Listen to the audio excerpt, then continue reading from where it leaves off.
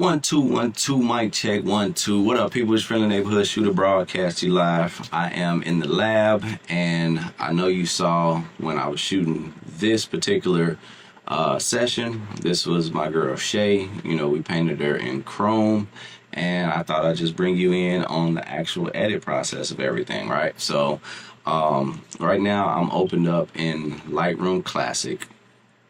It's gonna be a two-part video because I gotta move. I gotta go get the kids from school. But the first part is I try to prep every session, every photo for further editing. And I use Affinity. I never learned how to use. Oh, drop my mic. But I never learned how to use Photoshop. I mean, when I tried to learn, it was like incredibly complicated. Just like if you were trying to learn how to edit a video and the first thing you saw was After Effects. That was kind of the vibe that I got from that. But anyway, I found my own workaround from it or whatnot. So like I say, I open all my images in Lightroom. I tend to use a Lightroom catalog for the studio and then transfer it over to my lab computer, my big computer or whatnot. So I am using, let's see, what am I using? I'm using Lightroom Classic version 13.2 with the camera raw of 16.2. I never needed that, but you know, just so you know what we doing, what we moving with, right? So first things first, I come in here and I just scan the image. You know, I don't do anything. I just open it up real wide and just go over the details just to see what I may have to fix. We will be removing the bottoms in part 2 of this video, so be prepared for that. It's fairly easy when you use Affinity, but like I say, it may be even easier with Photoshop. I have nothing against Photoshop. It's just one of them things that I just never got a chance to learn how to do. That's the thing. So first, let's hit the J key. That turns on our brightness, or our I guess it turns on our exposure. So it just tells me what's overexposed, what's underexposed, things like that. So first things first is I'm gonna kind of get a background to where it's just her. So let me hit the Z key to zoom out. So I know I'm editing this for Instagram, so I could now crop it for Instagram and then just work with that in post, which I think I am going to do. So Instagram is the 4x5 8x10.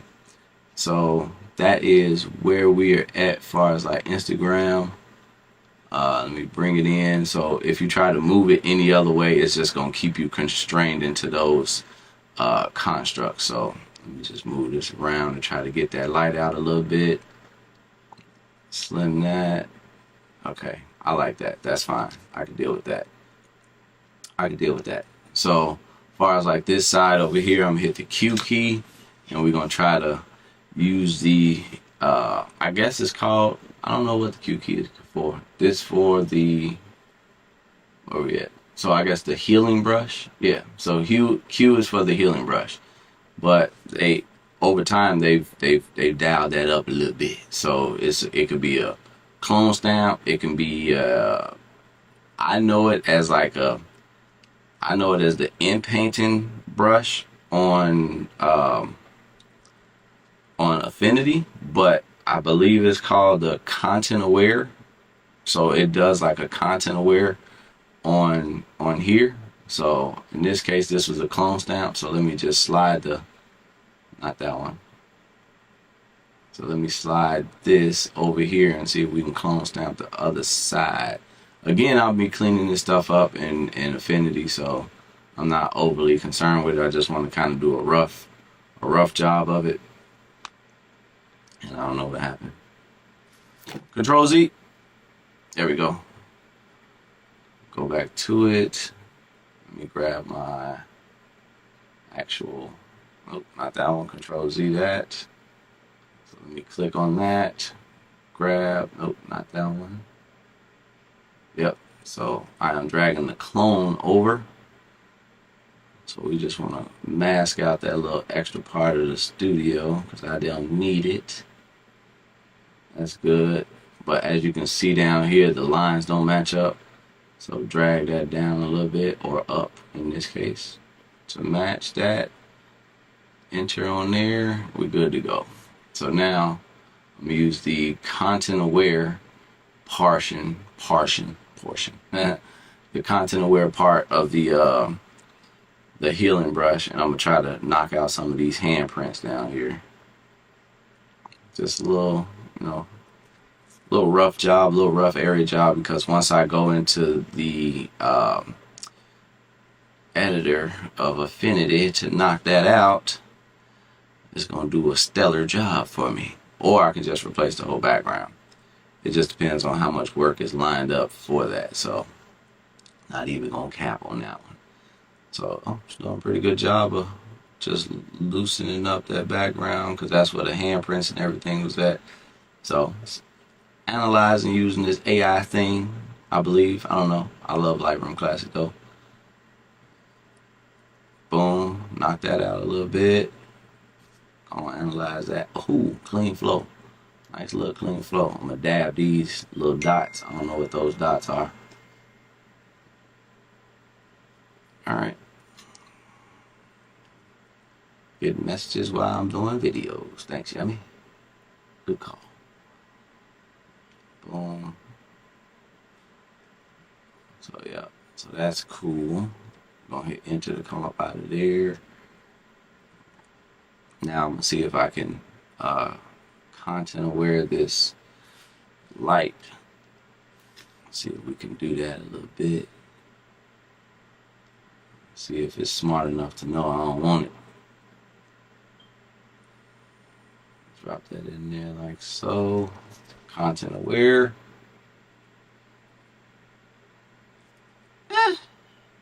It's not horrible. I mean, it made an attempt. It's not what we want though. So looks like I may have to remove that in post, because I need to clone stamp this out. Or you know what, let me try to clone stamp it out now. Because in Affinity, just like Photoshop, you can create more background if you need more background. So with this, it's just going to grab an area and just try to, like, did you mean this area? Did you mean this area? Alright. And as you can see, it does a fairly decent job. The only problem is that if I leave it like that, you'll see the I guess it's the, it's copying verbatim that area that I'm sampling. So that's not what I want, because I still have to create it to be cohesive with this area. So you'll see just like this little blob of, it's terrible. But this area here, let me come out of the clone stamp. So this area here is what we're going to clone stamp up top in Affinity. So right now, let me get rid of that. Well, you know what? Let me keep that. I may need that. Let me keep that area. So I select that, bring that down. I can even select here. So yeah, we'll keep that, because I may be able to finesse that a little bit further there. Alright. So I don't clone stamp or do any in painting of like body parts in here, because it's Lightroom is a little weird with that. So, but what I do want to keep is I want to address this face, right? So it's super bright. Let me click the tone curve, because I just want to see how bright it's bright. Like, where is it on the spectrum? And it's all the way up there. So maybe, and this is a tip for you that I just learned, not even gonna lie. When you click this little icon, it lets you pick a point where you want to adjust just that particular portion, right? Problem is that I didn't select just that portion. Had I selected just that portion, it would bring down the overall image. But so what it's doing, hold on, Go back one. It brought down my whole image. It's not what I'm looking for. I did want the face to come back in, but I still wanted the body to be what it was. So let's back that up. Let's back the bus up on that one. And so what I'm going to do is I'm going to hit K on the button. I'm going to hit K. K is a shortcut for the brush, but it also makes it as a mask. So I'm going to just draw the mask around the non-colored part of the face, because we did the makeup to kind of come up above the neck a little bit and right along the jawline. So on this one, I'm going to just, you know, leave the eyebrows, the eyelashes, all the stuff that we wanted or that we end up painting silver. I'm going to just leave that the way it is. Same with the lips, because I still want that to be silver, because what I'm going to end up doing is making sure that as I edit, you know, you kind of get, I want to get my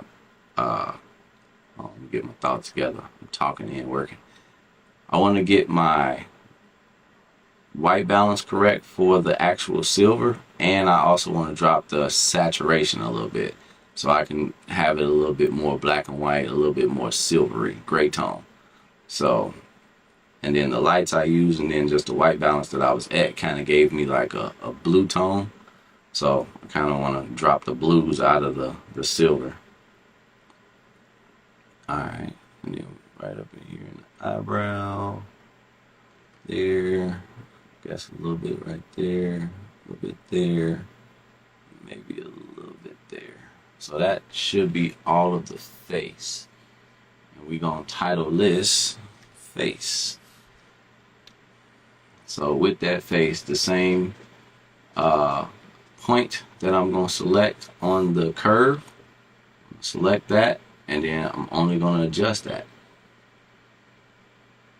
Bring that down a little bit. Oh, that's too much. Way too much. Bring it up some. Just need a little bit. Just a little bit. There we go. Just a little bit. And then we're going to select the dark area. So I'm running a lot of stuff. That's why it's doing that. Select the dark area, and we're going to bring the dark area up a little bit. Just the shadows up a taste. And I'm going to come over here and adjust this down just some. Okay. Then I'm going to drop the highlights just a tad. Every piece, I'm just seeing how much it changed the image. Right now we waiting because Lightroom is fairly heavy. I should probably close some of these other programs, but I can zoom out.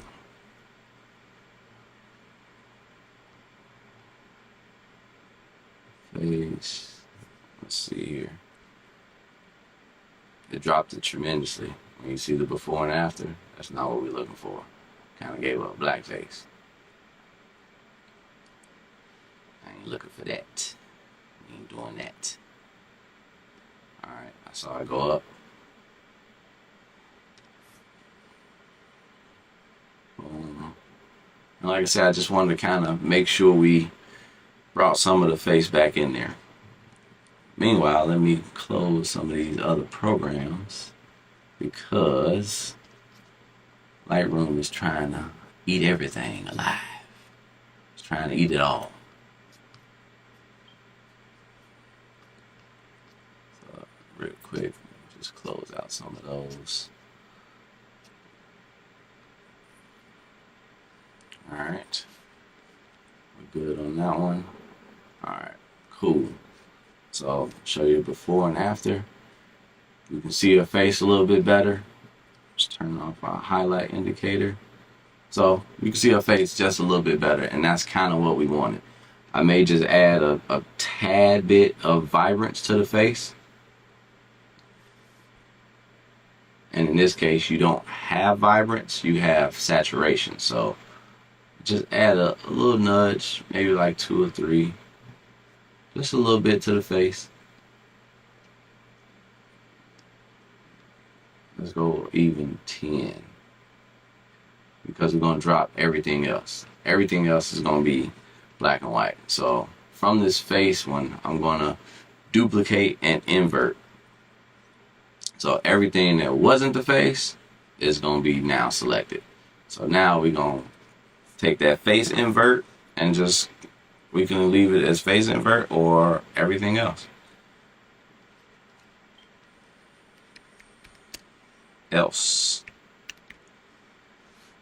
Boom. So everything else outside the face is we're gonna drop the saturation in that. So I go half first just to see what half looks like.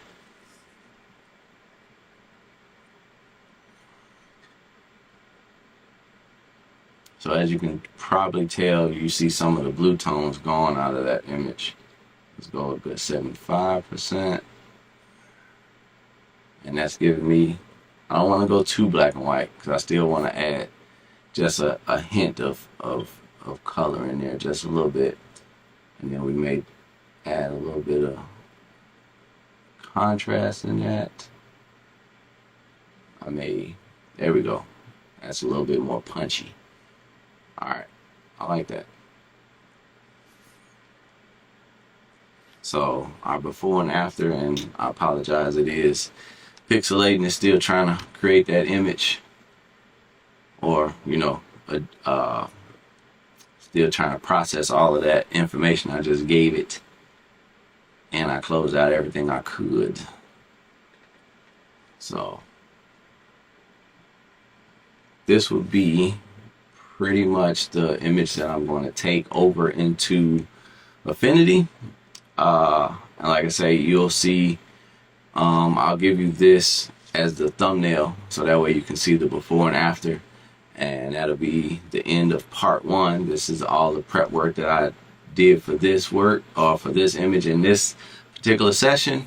I will be starting part 2 of them.